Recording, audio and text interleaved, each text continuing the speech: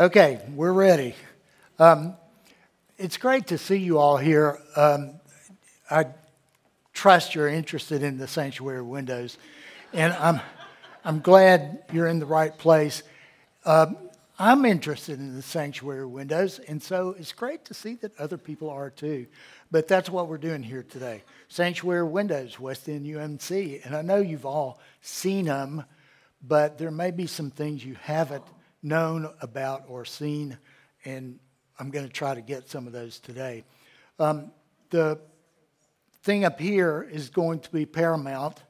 It was originally described as a learning session up here, and then we go to the sanctuary and learn all about the windows.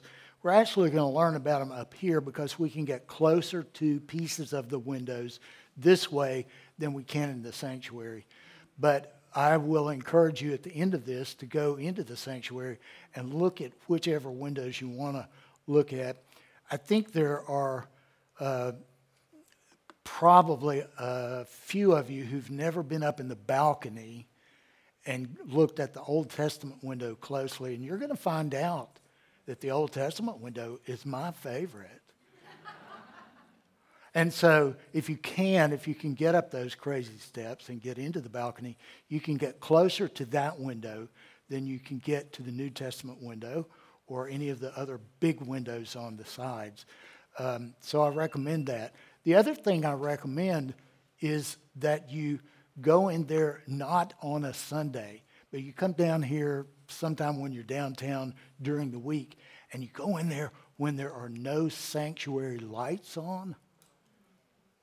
And the colors through the windows are just worshipful.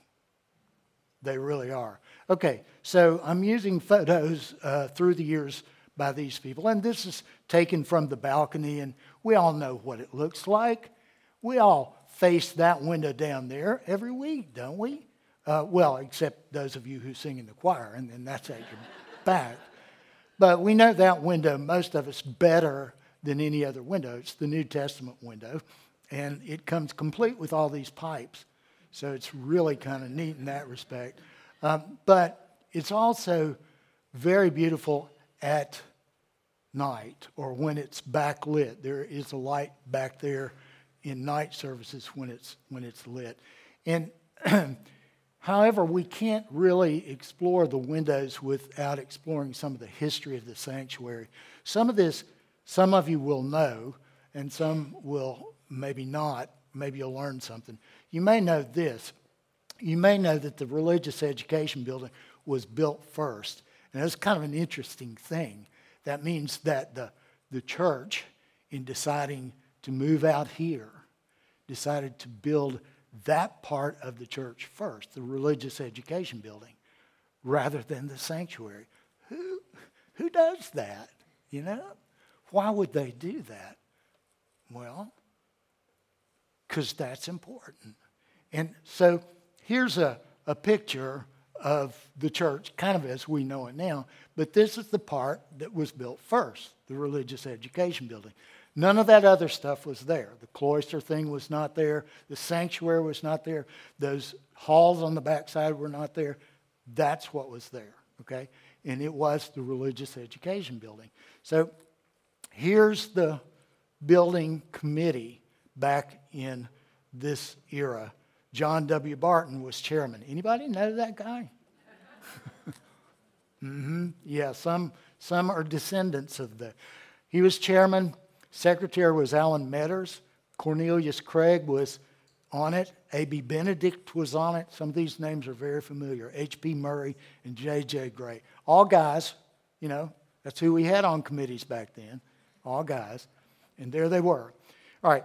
Construction for that building began in 1928. And Sunday school began there in November of 1929. Some of you weren't around in November of 1929. And it was probably a good thing that you weren't, because in October of 29 was Black Thursday, and that started the Great Depression. So they moved into the Sunday school building right as the Great Depression hit. So we're going to get the sanctuary built next week? No, don't think so.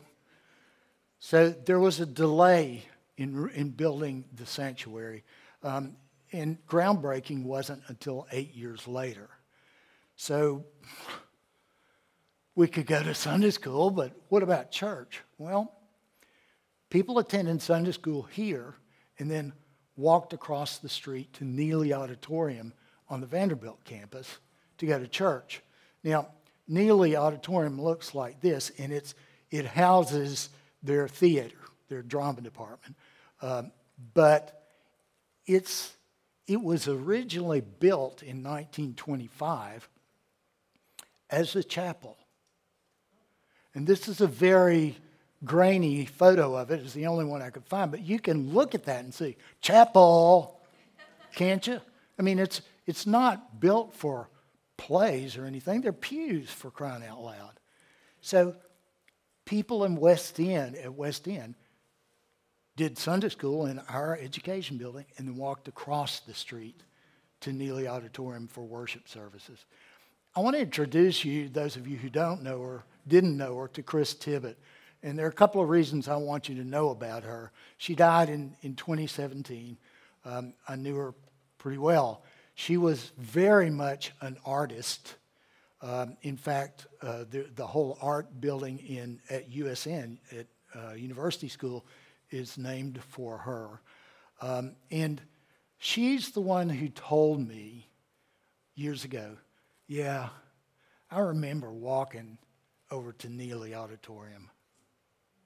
And if you can imagine, I mean, most of us now can't imagine trucking it across West End. It was a different era. There weren't quite as many vehicles on West End. And so as a girl, she walked across to worship and then came back. She also did all the sets and artwork for this show through the years of its existence. I don't know if you knew that, but all of those sets back there were Chris Tibbett designed. Now, I didn't want to highlight her for that, but to tell you that, well, okay. She had some good friends in that place too, as well as here. But I wanted to tell you that I think about Chris every time I'm in the sanctuary because she designed and cast that cross. And for me, that's the kind of thing these windows represent. They represent a legacy. People before us left those, and we get to use them in our worship. So I wanted to tell you about Chris for that reason. All right, let's do one more personal story. This is my dad. He died in 85, so this is not my dad. This was my dad a long time ago. He grew up in Pensacola, Florida. He went to the University of Florida at age 16. Yeah, he was kind of bright. And he got a degree in math from University of Florida, after which he went back to Pensacola and worked in a furniture store for several years. Excuse me. And then he felt the call to ministry. And he came to Vanderbilt to get a Bachelor of Divinity degree, which is what you got back then if you were going to be a minister. And while he was at Vandy, and by the way, Chris Tibbett remembered him. She was one of the youth. Dad worked at West End as a student assistant, which is what we'd call an intern today, okay? And then, at some point, and this was in some archives in the History and Archives room that we scanned a few years ago, the Reverend Arthur H. Jones, Jr., that's my dad, I'm Arthur H. Jones III, who has been a student assistant at West End Church for the past 2 years, has been employed by the board as assistant pastor of the church, his duties beginning in September. Mr. Jones has rendered very unusual service, and the church is delighted now to have his full-time service. I've read that 1,000,000 times. What was that very unusual service? But they hired him, so it must have been okay. But anyway, so Dad was here for a couple of years. Then he went off to be his own minister, and he went to the Holston Conference where he spent the rest of his professional life. Now, I'm going to give you an introduction to the Holston Conference so you'll know a couple of things about why I'm connected and not connected. Here's Tennessee, and here's Knoxville, and here's Virginia. That's the Holston Conference. So Dad was minister in several churches throughout his ministry in the Holston Conference. I was born in Bristol. We lived in Clinton. We lived in Chattanooga. We lived in Radford, Virginia. We lived in Athens, Tennessee. Churches in all those places. I was never at West End until my wife and I decided to move to Nashville 40-some years ago, okay? So that connection with Dad was way in the past. But he was here at West End as the sanctuary was being built, okay? And then he was here as it was completed. So that's going to be part of the story here. Dr. Harrell, Carson J. Harrell, was the minister as the sanctuary was being built. And this is a picture of Dr. Harrell and his wife. And I think Paul and I had trouble remembering whether he referred to her as Amy Dear or Amy Darling. But it never was Amy. It was just Amy Dear or Amy Darling, right? Oh. Is this just water? Yes, it's just water. Okay, you're not trying to get me wound up or anything. Okay. Put it on the stool here. Yeah, thanks. I don't want to spill it on my computer. I've had that happen. It's not good. But anyway, the Harrells were here, of course, as the sanctuary was being built. Nashville this week was a weekly publication in town. And look at this one. It's dated October 28th, 1929, okay? So it's about the time that the Sunday school building was finished. And here's the architectural drawing. And what it says underneath here is what I've put up there. The new church, including the educational unit, West End, 23rd and Louise Avenues, from the drawings of the architect Donald W. Southgate. So there's the architectural drawing of our church. And some of you are pointing to it. I know why you're doing that. We'll come back to it in just a minute, okay? Here's the church bulletin from March of 36. And again, it has, a drawing like that on the cover. That's the architect's drawing. Now, this is a photo of the church in 1953. What's missing? The bell tower. The bell tower's missing. We never got that done. And I'm here. I've got a basket back here. I will pass it in a few minutes. I'm kidding. But, apparently we just didn't get that done. But that's okay. Boy, did we do well without the bell tower. Now, this is from a bulletin from February the 5th, 1939, and it shows a before and after kind of thing. The one at the top is 1 year ago, 1939, 1 year ago. And this is the entrance from West End Avenue into the church. Those two kind of pillar things on the sides are beside the two front doors. And you can see the scaffolding in there, and you can see there are guys up on the scaffolding. And as a kid, I remember my dad saying, and remember, we were in East Tennessee, we weren't here, but he had stories, and he said, they were building this steel structure up there, and they had to have rivets to put it together with, and they had fires down here to heat up the rivets to the almost melting stage, get them flexible, and then they'd take a pair of tongs and toss them up to the guys on the scaffolding. And the guys on the scaffolding would catch them in a bucket and then drive them in where they were supposed to go. But every now and then, and the atmosphere was kind of blue in there because of the smoke from the... But every now and then, one would miss, and the atmosphere would get even bluer. So there was this thing called blue atmosphere that was kind of a joke around at that time. But Paul and I also remember that every morning, Dr. Harrell would gather all the workers and have prayer. Okay? So this sanctuary was built on prayer. All right, that's from the top 1 year ago. And the bottom says, today. Ta-da. There it is. And notice at the bottom it says, to this point, 92% of the cost has been paid in cash. Wow, that's pretty darn good. Remember when this is, too. The first Sunday for worship in the new sanctuary was March 10th, 1940. Okay? But a few months before that, there was an event, and it was reported in that weekly magazine, Nashville This Week. Here it is. And it says, public to inspect West End Methodist Church Sunday. And notice the date, November 24th, 1939. And so I looked on an old calendar. But Sunday would have been November 26th. Okay? So public to inspect West End Methodist Church Sunday, November 26th. When the first worship service wasn't going to be till next March, all right? But you could go in and see what had been going on. Now, keep in mind those months, all right?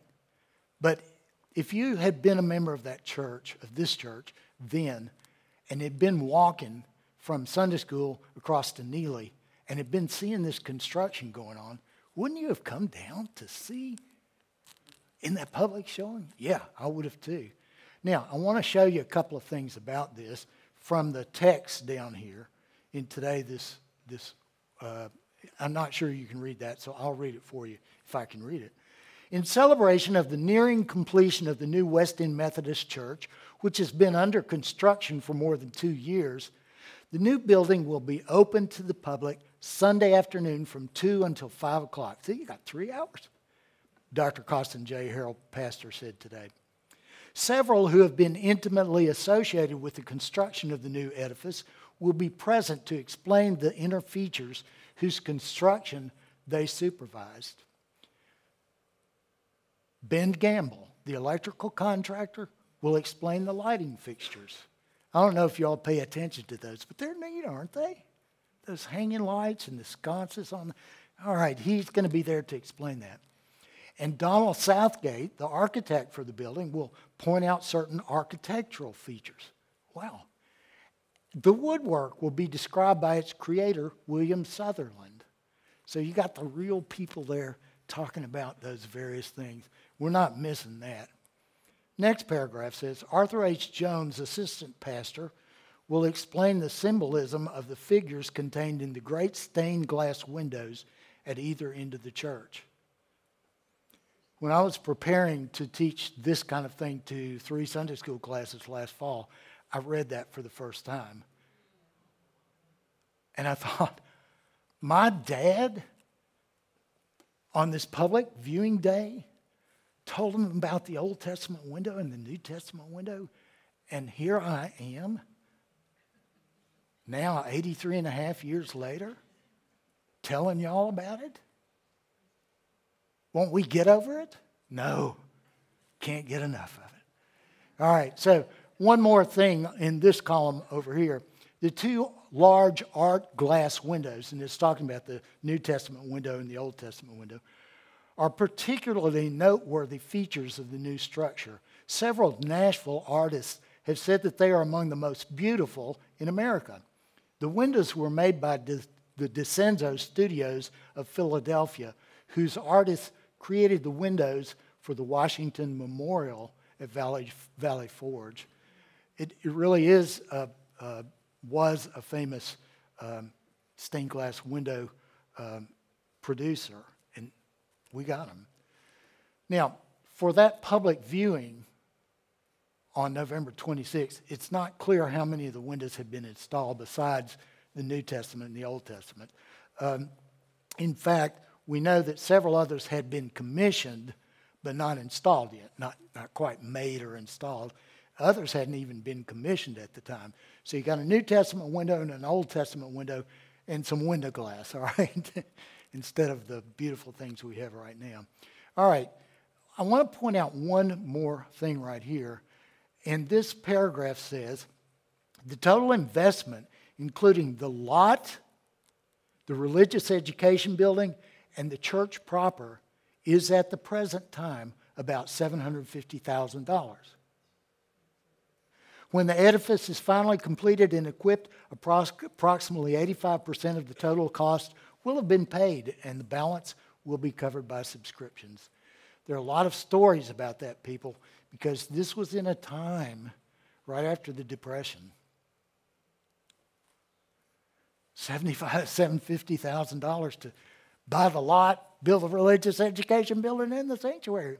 Now, for comparison, some of you were here 23 years ago, 24, 25 years ago. The windows, the big windows, needed work, a lot of work. They were about to fall apart.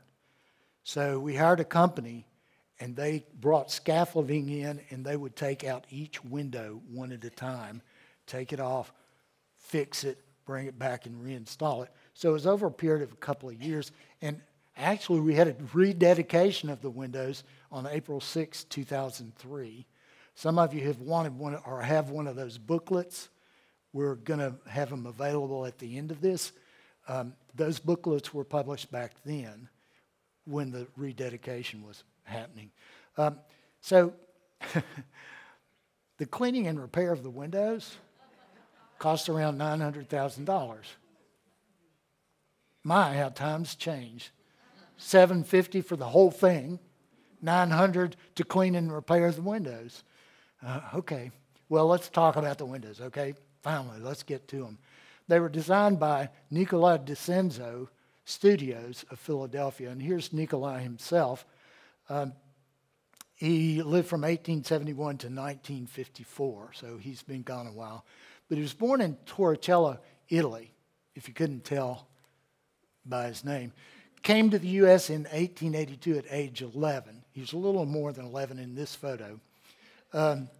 He studied art. He was clearly meant to be an artist. He studied art at Pennsylvania Academy of Fine Arts, at Pennsylvania Museum and School of Industrial Art, and at the New York School of Design.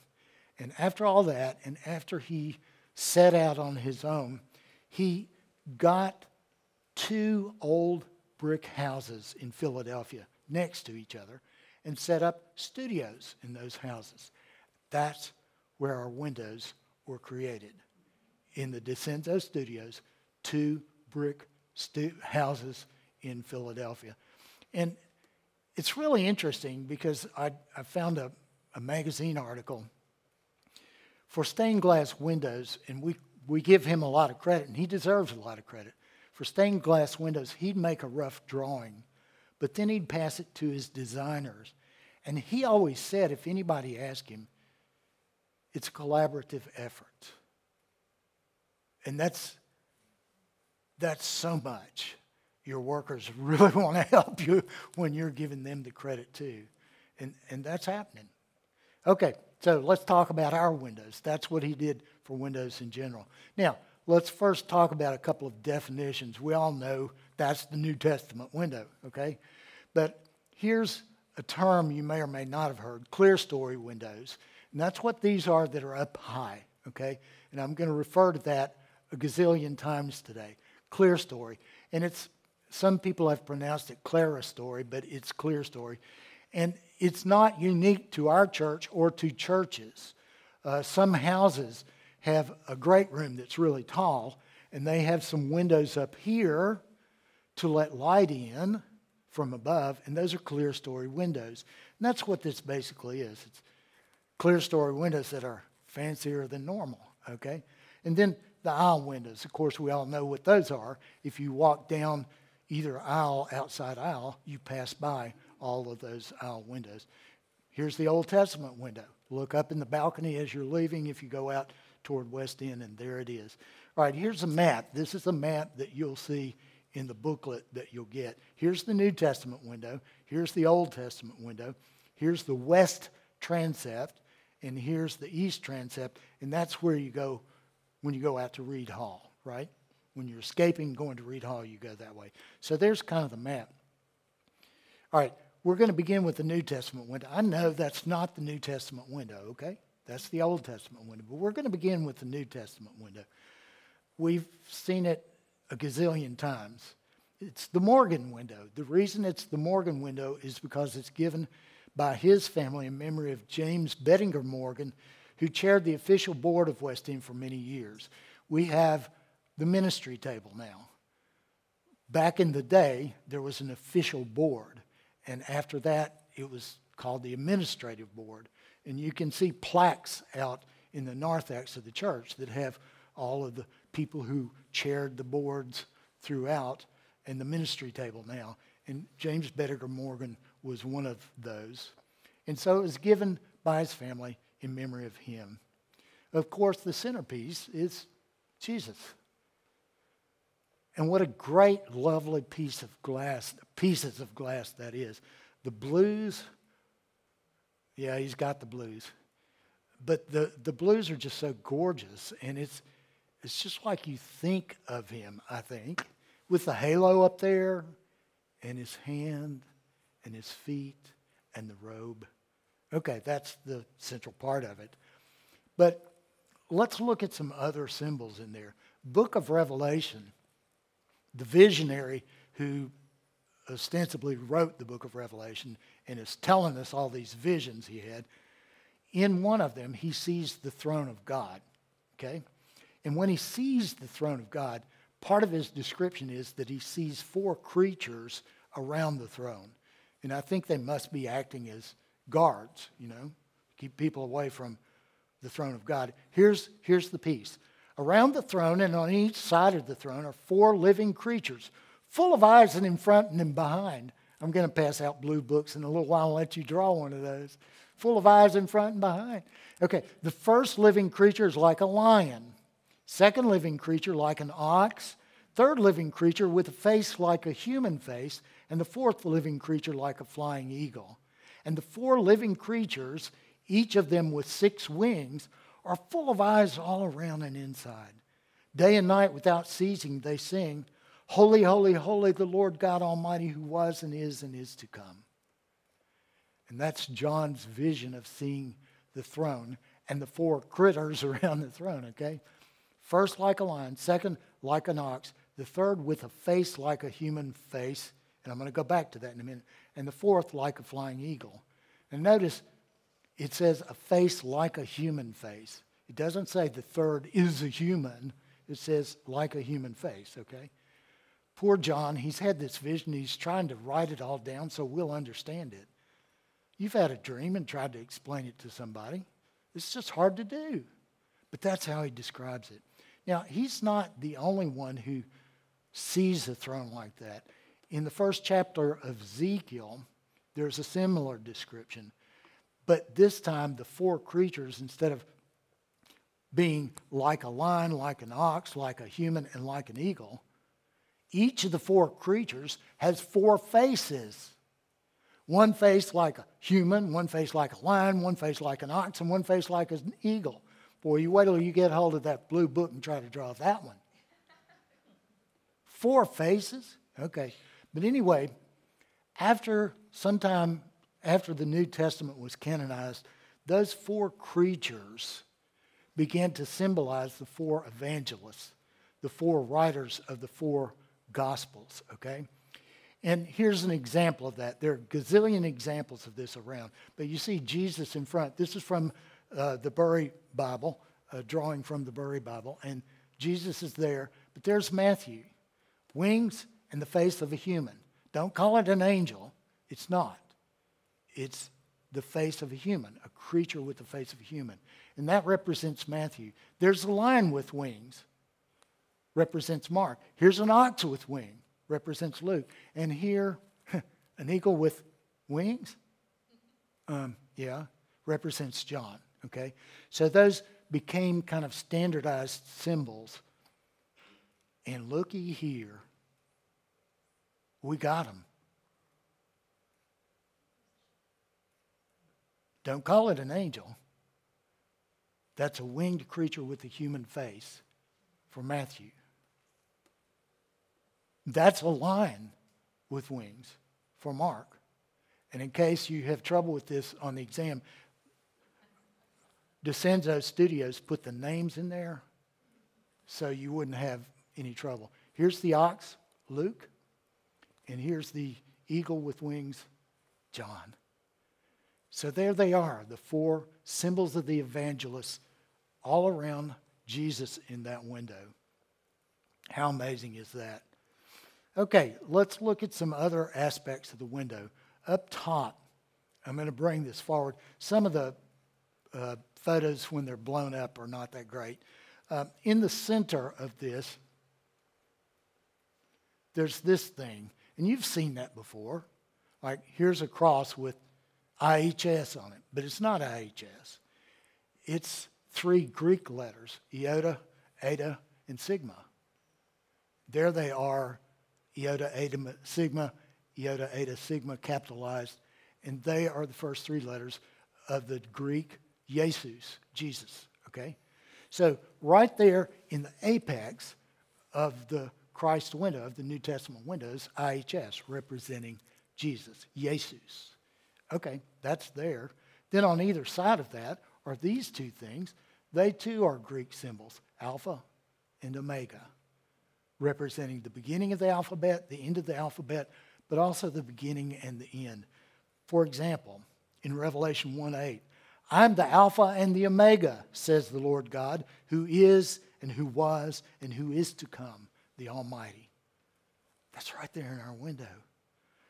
Also, here's another one that might come to mind when you're thinking about beginning and end. This is from the Gospel of John. In the beginning was the Word, and the Word was with God, and the Word was God. The eternity of Jesus with God. That's in our Christ window, in our New Testament window.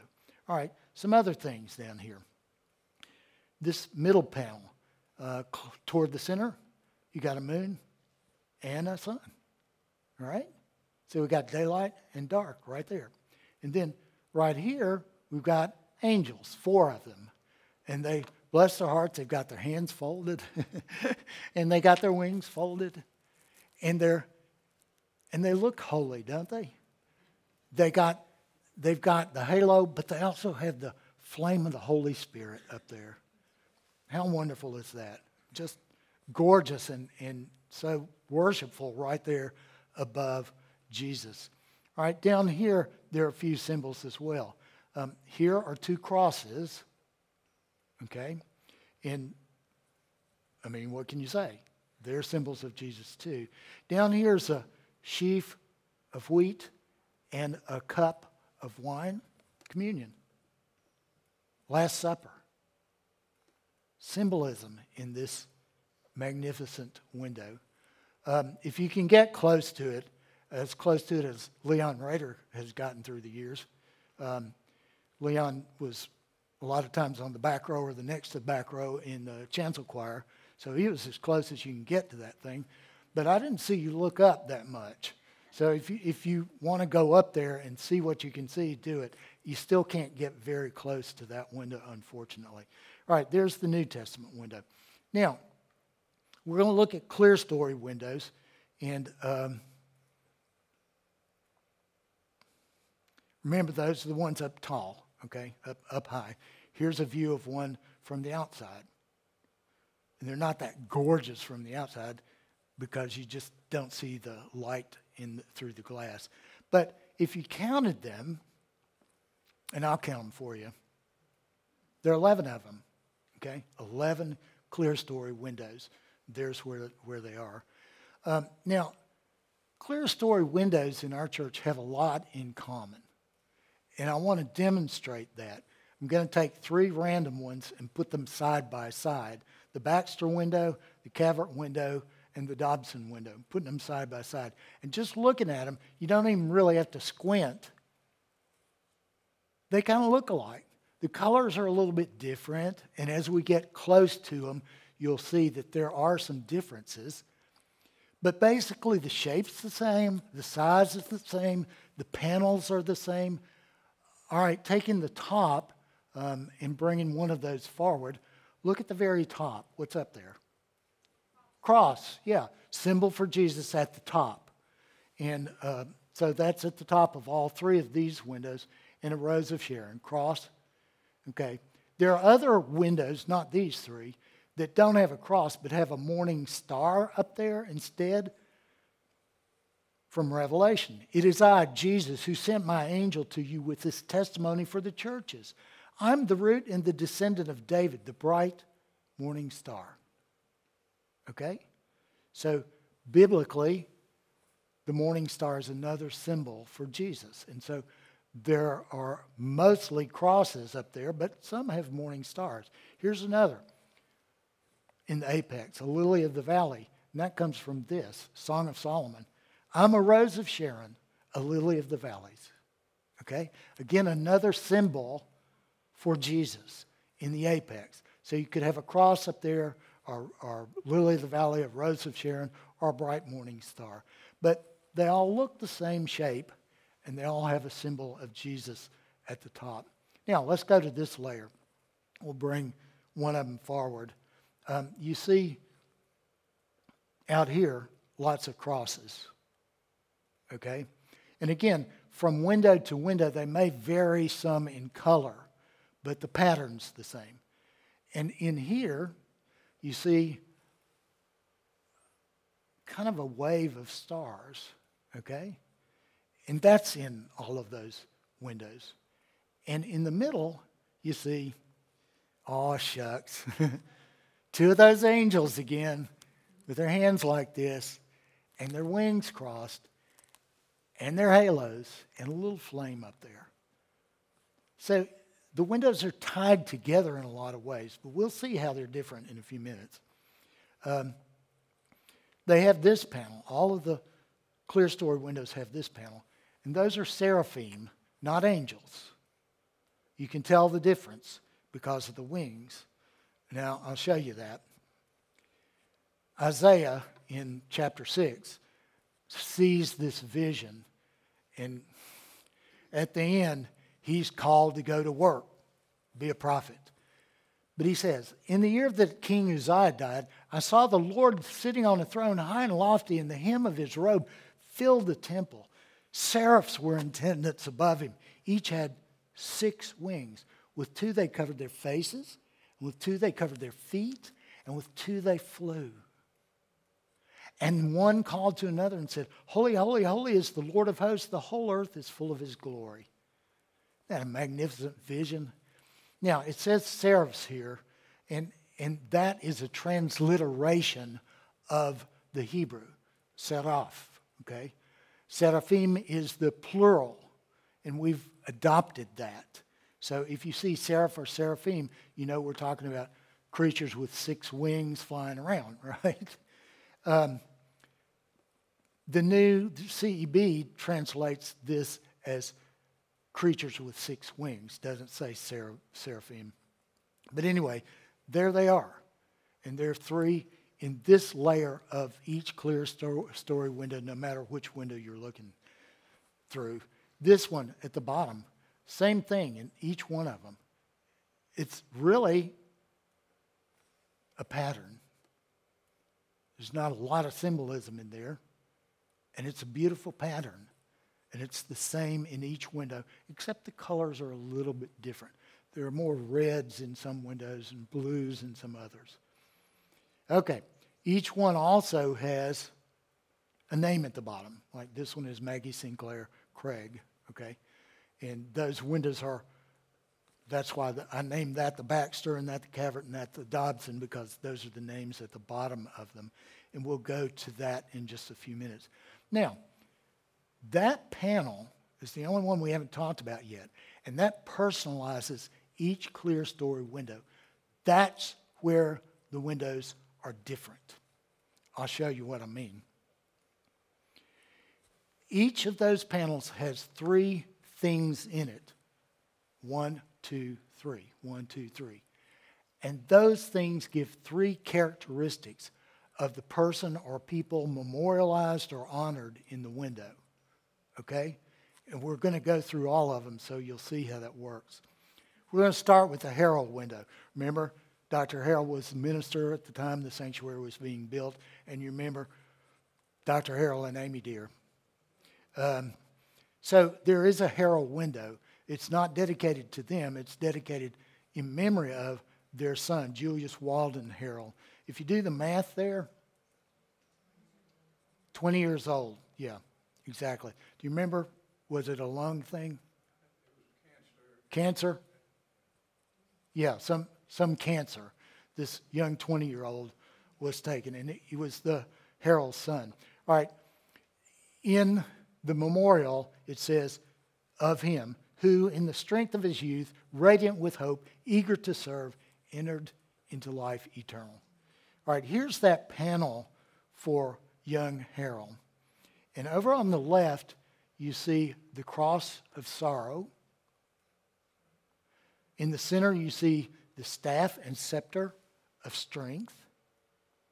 And on the left, you see the overflowing cup of joy.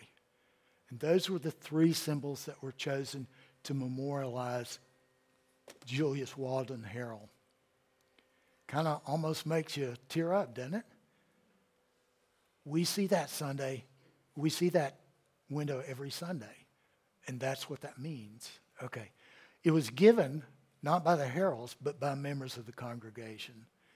And we can appreciate that too. Members of the congregation back then got together and gave this, in such a time, gave this window. Okay, Peterson Cavert. We got some people who know about this. In memory of Peterson Cavert, do the math. Ooh. And Peterson Cavert died overseas in the war. And who did he leave behind? A son that he didn't know existed. His wife was pregnant when he went over there. He didn't know. Yeah. It's one of those stories, isn't it? And we have descendants of those families here. Described as loyal in friendship, pure in motive, faithful to duty, he gave his life for his country. All right, let's look at the panel for Peterson Cavert. On the left, tree of loyalty. Clasp hands of friendship. Cornucopia of kindness. I know you're turning to your mom and dad, or you're turning to your spouse and you're saying, when I go,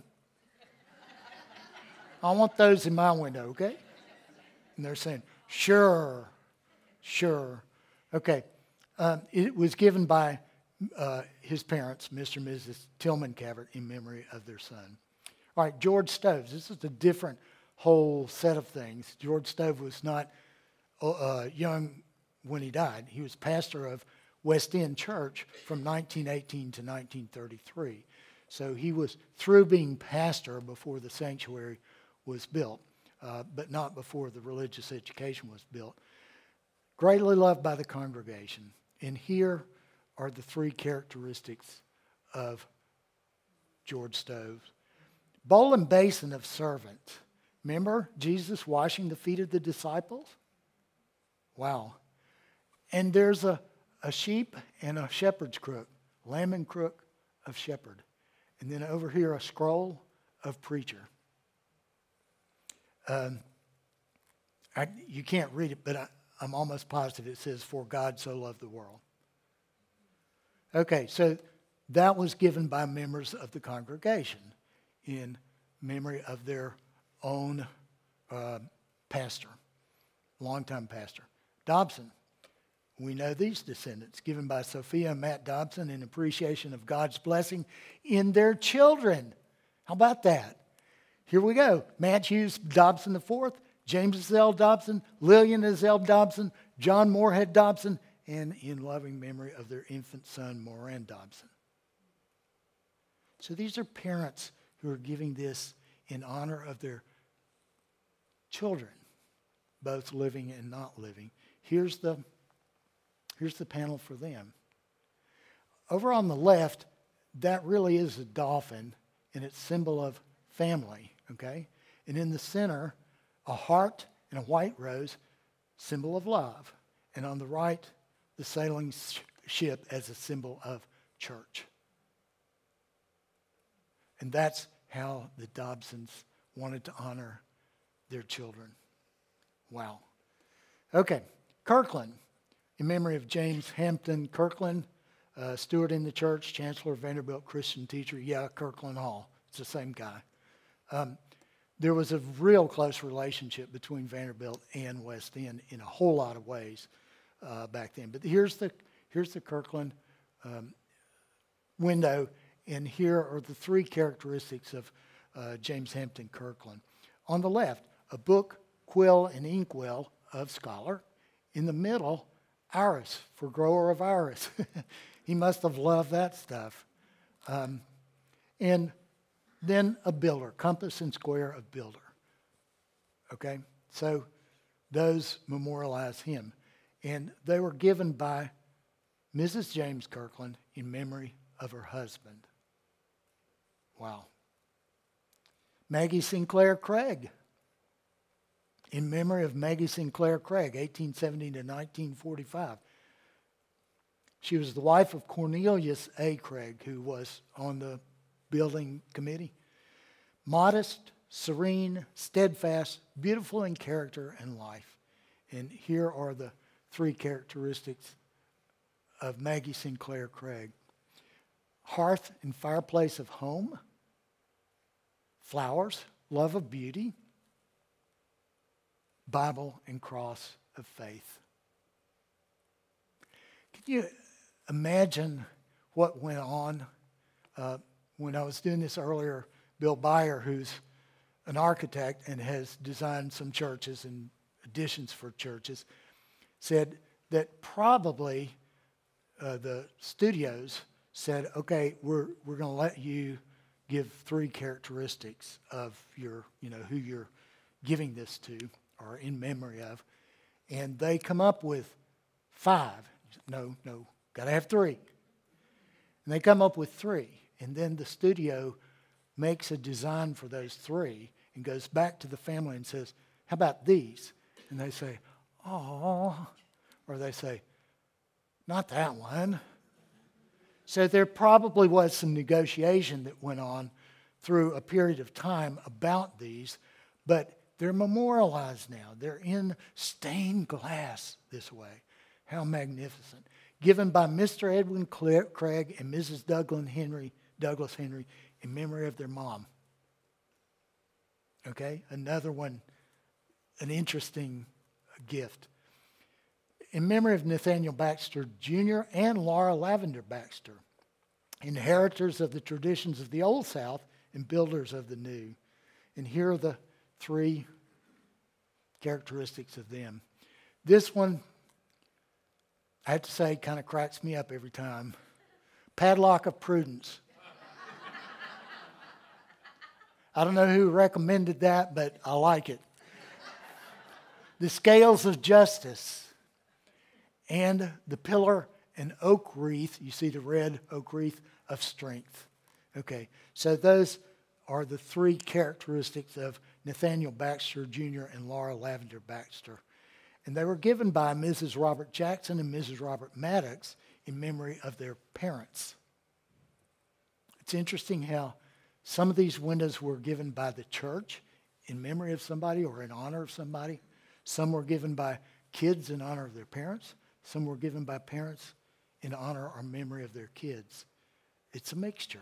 Here's the horn window in memory of William Lucas Horn, described as sincere in his faith, stalwart in his virtues. Here's the panel.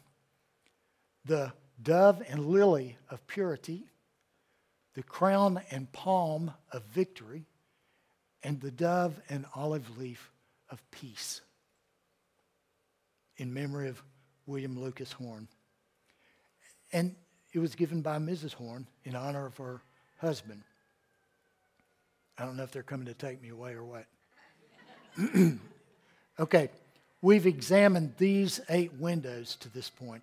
Now let's go to these 2 in the west transept, okay? I just want to locate them for you.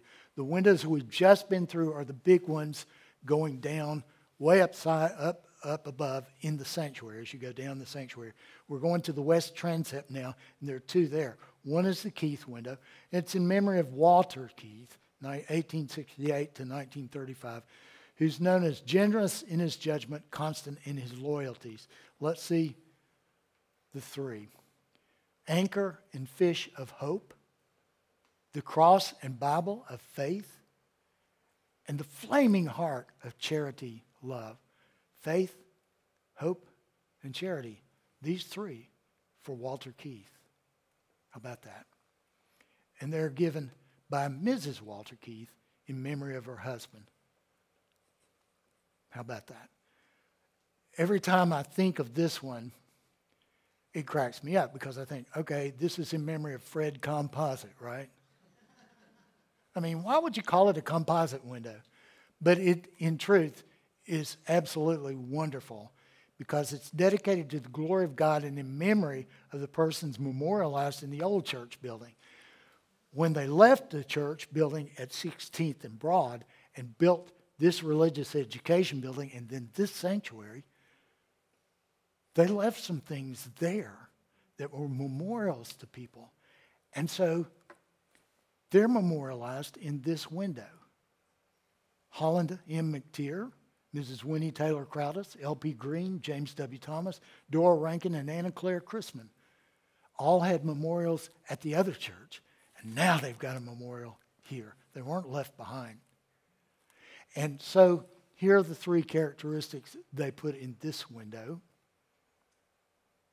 Sickle of life's brevity, crusader shield of conquering faith, the cross on the shield, and the sheaf of the fruit of life for those people who were memorialized in the other church. Yay. And of course, this one was given by the church too. So we got several that were given by parents or kids or whatever, but we've got several that were given by the church. All right, so we've covered those. Let's get the last clear story window. And I'm going to guess this is one of the most unfamiliar windows to most people except maybe Becky Haywood up there. Anybody who's sung in the choir.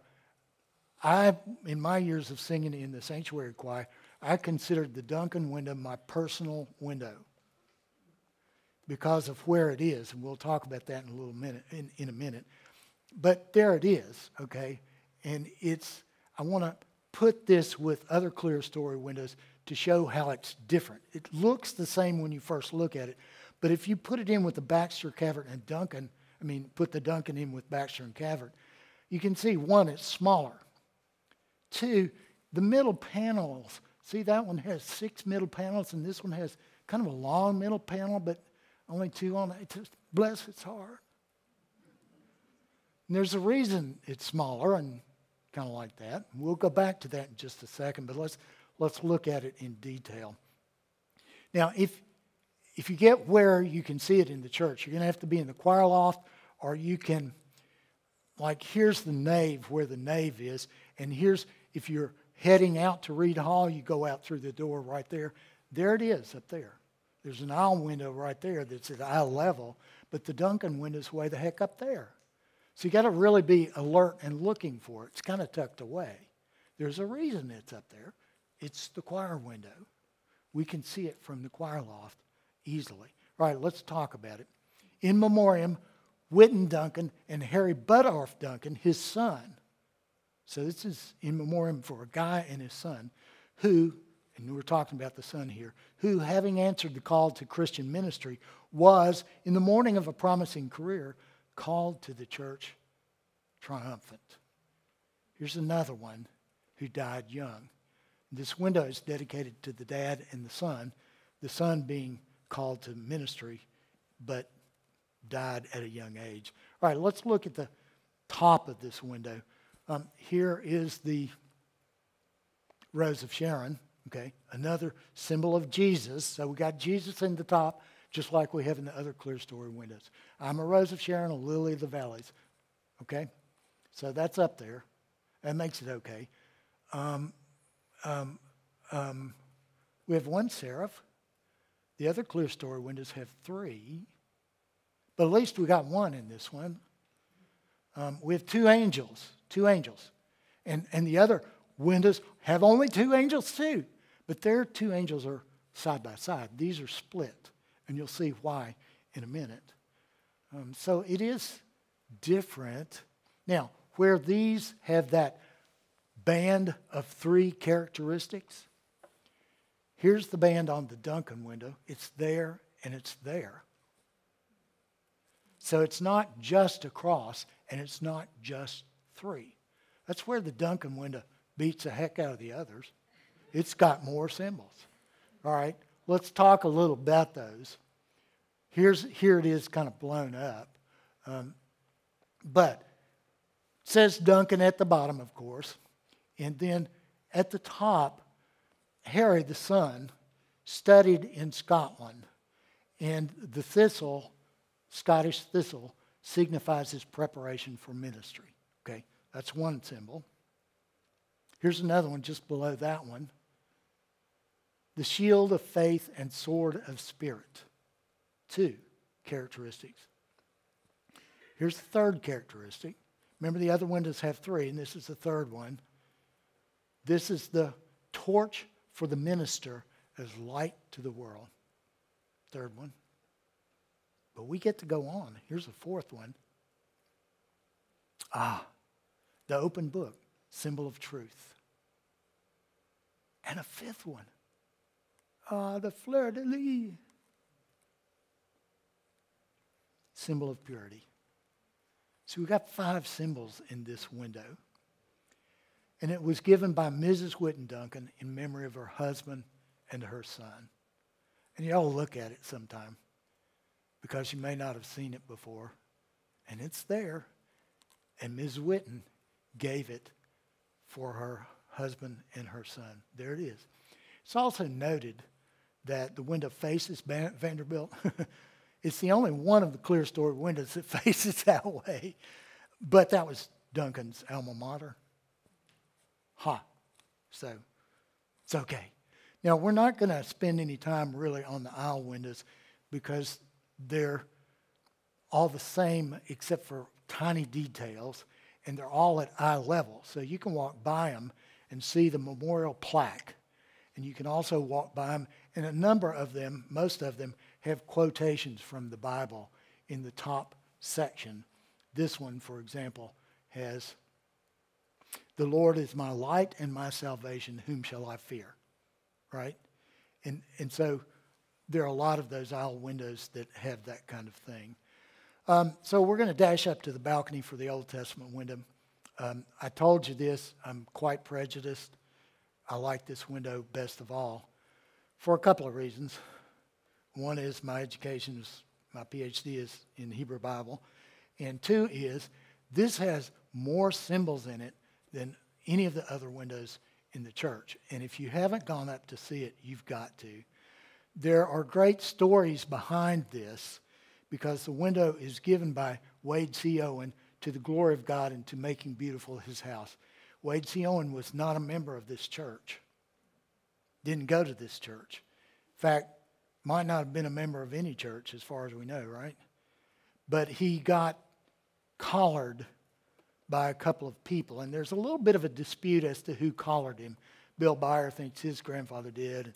And Paul thinks it's Costin Harrell who did. But we know that Bishop Harrell, Dr. Harrell, talked to Mr. Owen. And Mr. Owen said, okay, what can I do? And Bishop Harrell said, sign. No. How about giving this window? And he did. And it's a magnificent memorial and honor. At the very top where we have symbols of Jesus everywhere else, not here. This is the Old Testament window. This is the Hebrew, Adonai. And it means Lord or my Lord. Adonai, okay?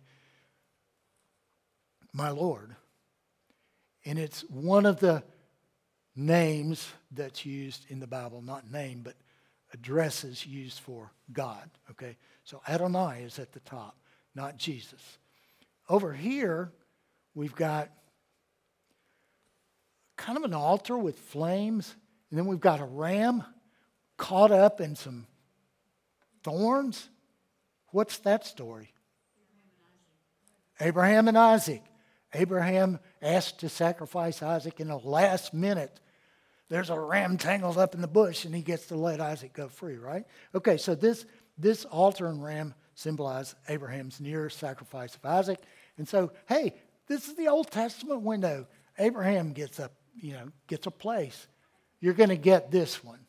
I'm not even going to have to say anything. This is a harp and the star of... See? Told you I didn't have to say anything. So who does it represent? Very good. Very good. You're going to get one right on the exam. I'm probably not even going to put that one on the exam. All right. So we have up here the Lord, or my Lord, and we have Abraham, and we have David at the top of this Old Testament window. That's appropriate. In this area, which I'll bring forward, we have seraphs. How many of them are there? 6 seraphs. Clear story windows only have... Okay. 6 seraphs in this one. We saw them in the clear story windows. But they had 3. Old Testament wins. Okay, so having made that point, let's move on. We're going to take a brief detour here. And there's a reason for this detour. You're not going to see it to begin with, but you will see the reason for this detour. I think most of us tend to think of our Old Testament as being the same as the Hebrew Bible. And our Bible then has the New Testament on it. And the Hebrew Bible is the Old Testament. And it is and it isn't. The contents are basically the same, but the grouping is different and the order is different. For example, the last books in the Hebrew Bible are 1st and 2nd Chronicles. Who would do that? But anyway, that's part of my point. They are the same, but they're not the same. And I want to distinguish the prophets in our Bible from the prophets in the Hebrew Bible. Here are the prophets in order in our Bible: Isaiah, Jeremiah, Ezekiel, Daniel, Hosea, Joel, Amos, Obadiah, Micah, Nahum, Habakkuk, Zephaniah, Haggai, Zechariah, and our favorite, Malachi. Right? Okay, got them. The prophets in the Hebrew Bible are Isaiah, Jeremiah, Ezekiel, the 12, and Daniel. The 12 is a book, but it's a composite. And see, they've got Isaiah, Jeremiah, Ezekiel, and Daniel, just like we do. But what happens to all these others? Well, they get melded into the 12, except that if you count 1, 2, 3, 4, 5, 6, 7, 8, 9, 10, 11. There are 11 over there. How do they get into the 12? Well, because they had Jonah in. Okay? So in there, the 12, it's these 11 plus Jonah. Okay?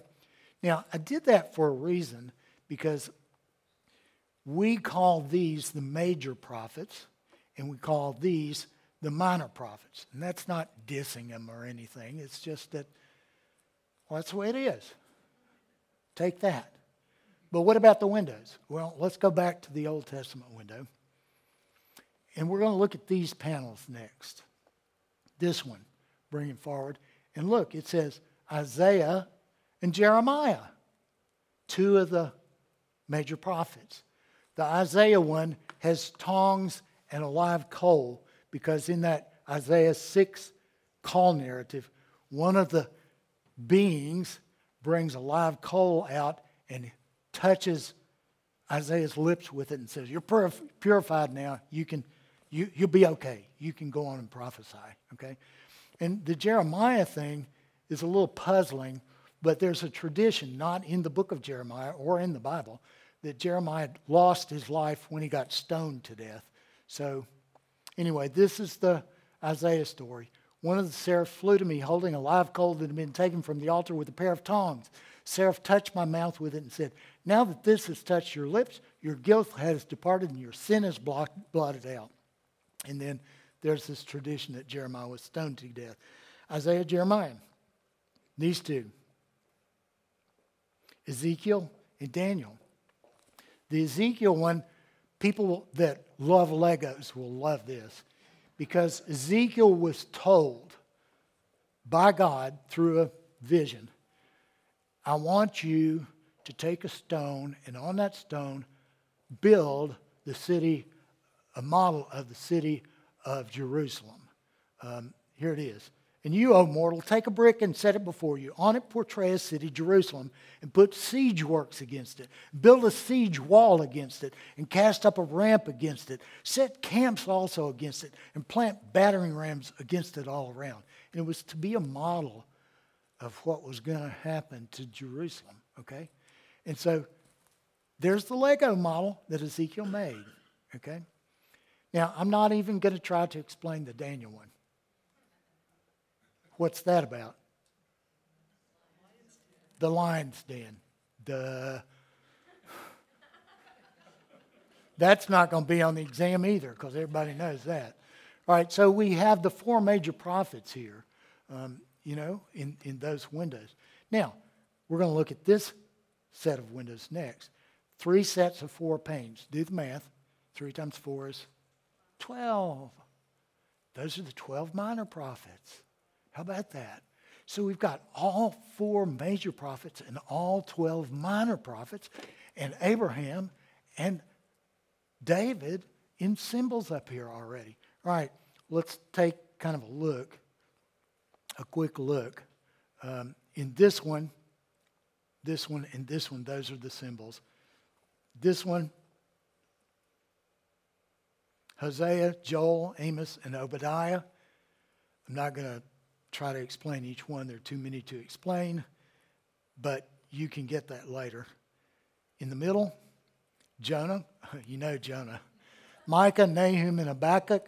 Oh, you know Habakkuk, don't know. And then the final 4 on the right. Zephaniah, Haggai, Zechariah, and Malachi. Did I tell you this window has a lot of symbols? It does. We're not through yet. Look in the center. These 2 things in the center. On the left, there's a boat. There's a rainbow. There's a dove with a palm leaf above the boat. And under the boat, there's water. That's Noah. Yeah, that's the story of Noah. And on the right, look, there's a flaming bush up top. There are 2 tablets with the commandments on them. And there's a mountain with smoke and everything on it. Who's that? Moses. Burning bush, getting the tablets. Mount Sinai. Yeah, Noah and Moses right there in the center of the window. Now here's one that'll get you, because it's not straight across or anything. It's in the shape of a V. I'm going to bring that forward and point that out to you right here, down and up. See those symbols right there? All right, those represent the 6 days of creation. Day 1 over here, God created light and darkness. These you can get up close to in the balcony, and they are very striking. They're beautiful. This one, day 2, sky and waters. Day 3, seas, land, and vegetation. Day 4, sun, moon, and stars.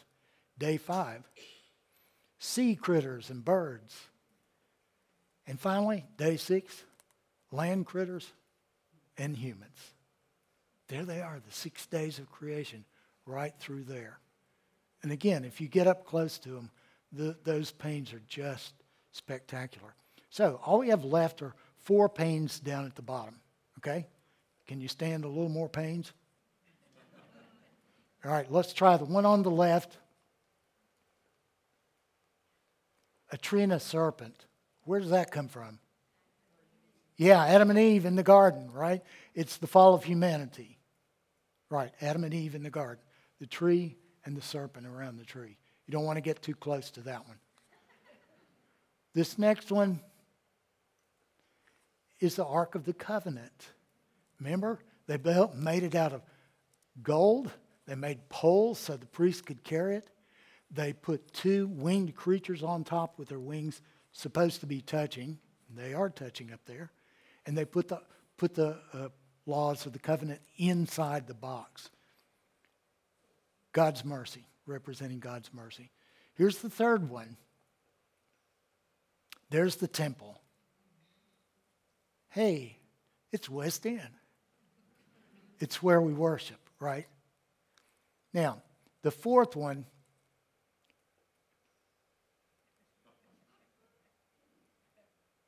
is the big reveal.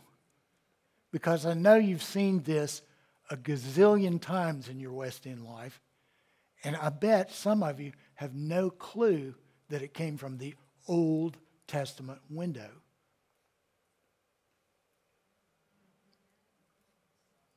There it is. It's the cross.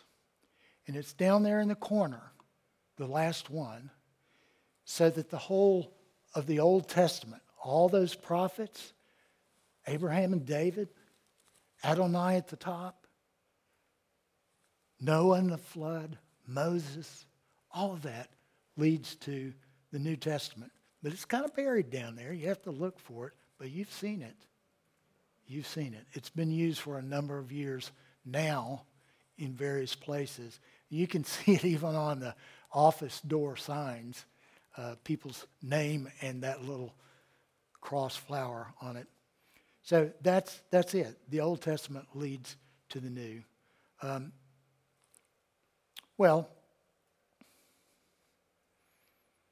That's the sanctuary windows, West End UMC. This is my dad, you'll recall. And Dad used to have a saying that he had several sayings I grew up with, but this was one of them. As they say in church, sanctuary much.